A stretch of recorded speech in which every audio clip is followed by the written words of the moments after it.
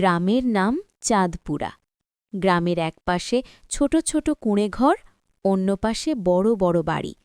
এই বৈষম্য যেন প্রতিদিন চোখে আঙুল দিয়ে দেখিয়ে দেয় কে বড়লোক আর কে গরিব। রাকিবের বাড়ি, কে বাবা মায়ের সঙ্গে সংসারের টানাপড়েন লেগেই থাকে, কিন্তু রাকিবের মনটা পরিষ্কার।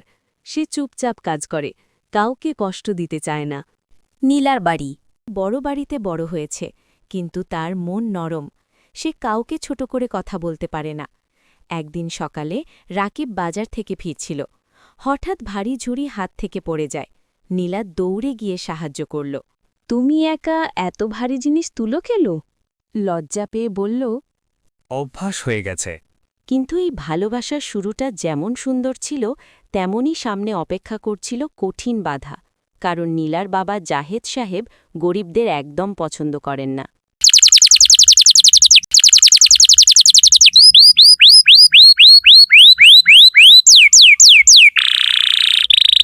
একদিন তিনি রাকিবকে নীলার সঙ্গে কথা বলতে দেখে কঠিন গলায় বললেন, গরিবের ছেলে, নিজের জায়গা ভুলে যাস না। কথাগুলো যেন তীরের মতো এসে বুকের ভেতর গেঁথে গেল। চারপাশে দাঁড়িয়ে থাকা মানুষজন চুপ হয়ে গেল। কেউ কিছু বলার সাহস পেল না। ছেলেটি মাথা নিচু করে দাঁড়িয়ে রইল। তার চোখে জল জমে উঠলেও সে তা ফেলতে পারল না। বুকের ভেতর অদ্ভুত এক কষ্ট আর অপমান একসাথে চেপে বসেছে। নীলা দূর থেকে দেখছিল, তার চোখে পানি এসে গেল। সেই মুহূর্তে দুজনেই বুঝল ভালোবাসার পথ সহজ হবে না। সেদিন রাতটা রাকিবের খুব অস্থির কেটেছিল। জাহেদ সাহেবের কথাগুলো বারবার কানে বাজছিল। গরিবের ছেলে, নিজের জায়গা ভুলে যাস না। ঘরের কোণে কুপি জ্বলছিল। মা রহিমা চুপচাপ বসেছিল। ছেলের মুখ দেখে সব বুঝে ফেলল। কি হয়েছে বাবা? কিছু না মা। মিথ্যা বলিস না, তোর চোখ সব বলে দিচ্ছে। রাকিব আর নিজেকে সামলাতে পারল না। চোখ ভিজে গেল। মা, গরিব বলে কি মানুষের মন নেই? ভালোবাসা কি শুধু বড়লোকদের জন্য? রহিমা ছেলের মাথায় হাত বুলিয়ে বলল, ভালোবাসা কখনো টাকার না, মানুষের। কিন্তু সমাজ সেটা বোঝে না। অন্যদিকে নীলা নিজের ঘরে কাঁদছিল। মা মরিয়ম দরজায় এসে দাঁড়াল। কেন কাঁদছিস? পরের দিন নীলা লুকিয়ে রাকিবের সঙ্গে দেখা করতে এলো নদীর পাড়ে। দুজনেই কিছুক্ষণ চুপ করে রইল। নীলা ধীরে বলল, তুমি কি আমাকে ভয় পাচ্ছ? আমি তোমাকে না, তোমার বাবাকে ভয় পাই। আমি তোমাকে ভালোবাসি। আমি চাই না তোমার কোনো ক্ষতি হোক। আমি শুধু চাই আমাকে ছোট করে দেখা বন্ধ হোক।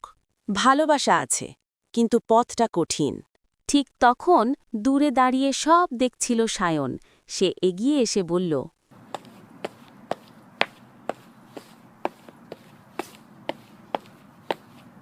বন্ধু, ভালোবাসা যদি সত্যি হয় তবে লড়তে শিখতে হবে।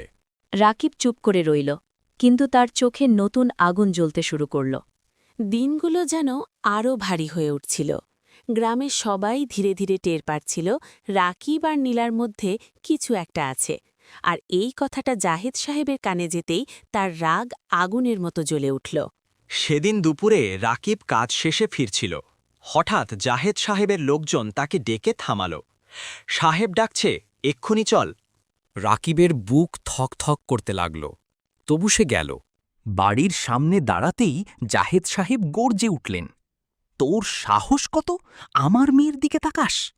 রাকিব মাথা নিচু করে বলল, আমি কাউকে অপমান করতে চাইনি। তোদের মতো গরিবদের স্বপ্ন দেখার অধিকার নেই। কথাটা শুনে রাকিবের বুক কেঁপে উঠল, কিন্তু সে চুপ থাকল। কারণ সে জানে রাগ দেখালে বিপদ বাড়বে। দূরে দাঁড়িয়ে নীলা সব শুনছিল। চোখে জল, ঠোঁট কাঁপছে। সে এগিয়ে এসে বলল, বাবা, দয়া করে ওকে অপমান করবেন না। জাহেদ সাহেব কঠিন চোখে তাকালেন। চুপ কর, তুই ঘরে যা। নীলা চোখে জল নিয়ে ঘরে চলে গেল, কিন্তু তার ভেতরে ঝড় থামল না। সেদিন রাতে রাকিব নদীর ধারে বসেছিল। আকাশে চাঁদ উঠেছে, কিন্তু তার মন অন্ধকার। হঠাৎ সায়ন এসে পাশে বসল। কি ভাবছিস? ভাবছি গরিব হওয়াটাই কি আমার অপরাধ? না, অপরাধ এই সমাজের, যারা মানুষকে টাকা দিয়ে মাপে। রাকিব দীর্ঘশ্বাস ফেলল। আমি নীলাকে কষ্ট দিতে চাই না, কিন্তু দূরে থাকতেও পারি না। সায়ন তার কাঁধে হাত রেখে বলল, ভালোবাসা মানে শুধু কাছে থাকা না, কখনো কখনো লড়াই করাও ভালোবাসা। সেই রাতে রাকিব সিদ্ধান্ত নিল সে পালাবে না, ভয় পাবে না। যাই হোক, সে নিজের সম্মান নিয়ে বাঁচবে। পরদিন সকালে গ্রামের আকাশে যেন এক অদ্ভুত নিস্তব্ধতা। রাকিব ঘুম থেকে উঠেই বাবার সঙ্গে কাজে যাওয়ার প্রস্তুতি নিচ্ছিল। ঠিক তখনই নীলা হঠাৎ তাদের বাড়ির সামনে এসে দাঁড়াল। তার চোখ লাল, সারা রাত সে ঘুমায়নি। রহিমা দরজা খুলে অবাক হয়ে গেল। মা, তুমি এখানে? নীলা কাঁপা গলায় বলল, খালা, আমি রাকিবের সঙ্গে কথা বলতে চাই। রাকিব বাইরে এলো। দুজনেই কিছুক্ষণ চুপ করে দাঁড়িয়ে রইল। তুমি কি সত্যিই দূরে সরে যাবে? আমি তোমাকে কষ্ট দিতে চাই না, কিন্তু তোমার বাবার রাগ। আমি ভয় পাই না। আমি তোমার পাশে থাকব, যাই হোক না কেন। ঠিক তখনই দূরে কয়েকজন লোক দাঁড়িয়ে ফিসফিস করতে লাগল। গ্রামের মানুষের চোখ এখন তাদের ওপর। এদিকে জাহেদ সাহেব খবর পেয়ে আগুনের মতো রেগে উঠলেন। তিনি কালাম মেম্বারকে ডেকে বললেন, এই ছেলেটাকে একটা শিক্ষা দিতে হবে, আমার মান সম্মান নষ্ট করছে। বিকেলে বাজারে রাকিবকে ডেকে পাঠানো হলো। সবাই দাঁড়িয়ে। কালাম মেম্বার কড়া গলায় বলল, গ্রামের শান্তি নষ্ট করছিস কেন? আমি কারো ক্ষতি করিনি। হঠাৎ ভিড়ের মধ্য থেকে কেউ চিৎকার করল। গরিব হয়ে বড়লোকের মেয়ের স্বপ্ন দেখে? হাসির শব্দ উঠল চারদিকে। রাকিবের চোখে জল এসে গেল, কিন্তু সে মাথা উঁচু করে দাঁড়িয়ে রইল। ঠিক তখন নীলা সামনে এসে দাঁড়াল। যদি ও অপরাধী হয়, তবে আমিও অপরাধী। চারদিক নিস্তব্ধ, কেউ কথা বলল না। জাহেদ সাহেব দূর থেকে সব দেখছিলেন। তার চোখের রাগ, অপমান আর ভয় একসাথে মিশেছিল। সেদিন প্রথমবারের মতো পুরো গ্রাম দেখল ভালোবাসা ভয় পায় না। সেদিনের ঘটনার পর গ্রাম জুড়ে শুধু একটাই কথা, গরিব ছেলের সাহস দেখেছ? রাতের খাবারের সময় রহিমা চুপ করেছিল। শেষে বলল, বাবা, ঝামেলায় জড়াস না। আমাদের মতো গরিবের শক্তি কম। মা, আমি ঝামেলা চাই না, শুধু সম্মান চাই। অন্যদিকে জাহেদ সাহেব রাগে অস্থির। তিনি নীলাকে ডেকে বললেন, আজ থেকে ওই ছেলের সঙ্গে কথা বলবি না। বাবা, মানুষকে গরিব বলে ছোট করবেন না। আমার সিদ্ধান্তই শেষ কথা। তাহলে আমারও সিদ্ধান্ত আছে। আমি ওকে অপমান করতে দেব না। রাতে নীলা জানালার পাশে বসে কাঁদছিল। বাইরে চাঁদের আলো পড়ছে, কিন্তু তার মন অন্ধকার। ঠিক তখনই মরিয়ম এসে পাশে বসলেন। মা, ভালোবাসা সহজ না। সমাজের বিরুদ্ধে দাঁড়াতে সাহস লাগে। আমি ভয় পাই না মা, শুধু চাই বাবা বুঝুক। নীলা, তোর বাবা চায় তোরে বালা পরিবারে বিয়া দিত। একটা মাত্র মেয়ে, তারার পরিবার অনেক গরিব। তারা আমরা কোনো দিন মিল হবে না। দেশের মানুষে আমাদেরকে সবাই লজ্জা দিবে। তোর বাবা তোর বালার জন্য চেষ্টা করে। এখনও নীলা সময় আছে, মনকে বুঝায়। না মা, আমি কোনো দিন মানব না। আমি রাকিবকে ভালোবাসি, ভালোবাসব। ওই পরের দিন সকালে রাকিব কাজে যাওয়ার পথে দেখল কয়েকজন লোক দাঁড়িয়ে। তারা বলল, এত সাহস কোথা থেকে পেলি? সাহস লাগে না সত্যি কথা বলতে। দেখিস, শেষমেশ তোরই ক্ষতি হবে। আমি কাউকে ঠকাইনি, তবে কেন ভয় পাব? নীলা আর রাকিব দেখা করে। রাকিব তোমার কাছে আমাকে জীবনেও বিয়ে দিবে না। বাবা অনেক রাগ। আসো, আমি তুমি ফালাইয়া বিয়া করি।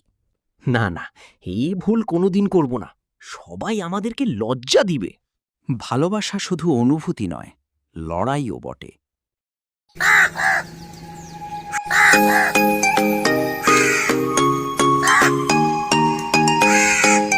এমন সময় সায়ন দৌড়ে এসে বলল, বন্ধু, সাবধানে থাকিস। জাহেদ সাহেবের লোকজন তোকে নজরে রাখছে। আমি তো কারো ক্ষতি করিনি। এই দুনিয়ায় কখনো কখনো সেটাই সবচেয়ে বড় অপরাধ। ওদিকে জাহেদ সাহেব নিজের লোকজন নিয়ে বসে আছে। ওকে ভয় দেখাতে হবে, যেন নিজে থেকেই সরে যায়, তিনি কঠিন গলায় বললেন। বিকেলে রাকিব কাজ শেষে বাড়ি ফিরছিল।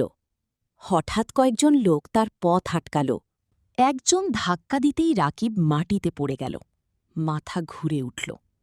ভালোভাবে বলছি, দূরে থাক, না হলে। ঠিক তখনই পেছন থেকে নীলার গলা, থামুন! সবাই ঘুরে তাকাল। নীলা দৌড়ে এসে রাকিবকে তুলে দাঁড় করাল।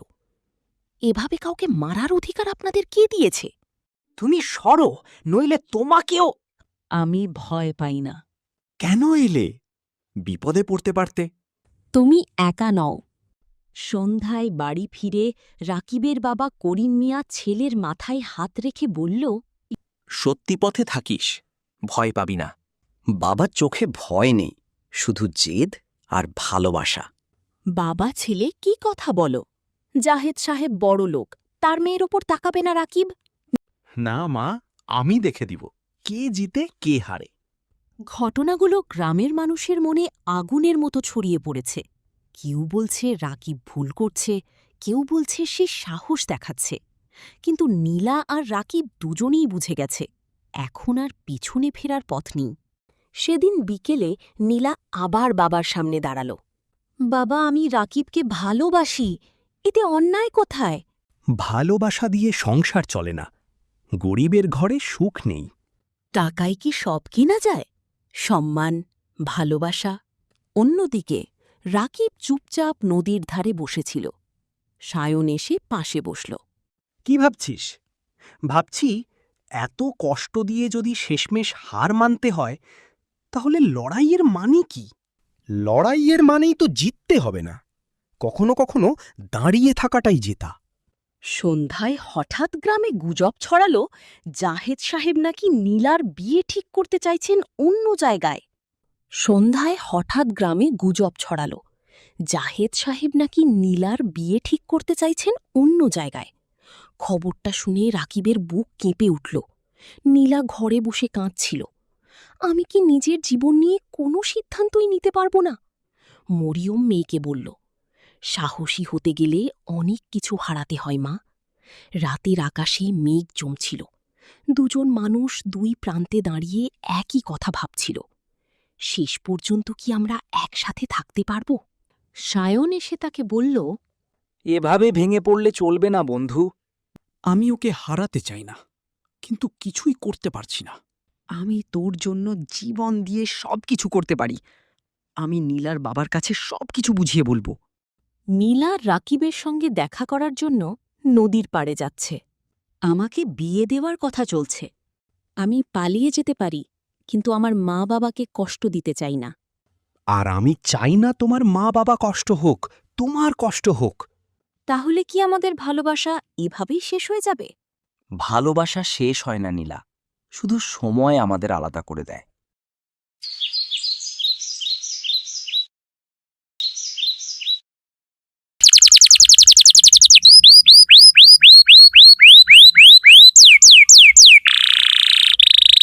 মেম্বার সাহেব, আমি আপনার কাছে একটা গুরুত্বপূর্ণ বিষয় নিয়ে এসেছি।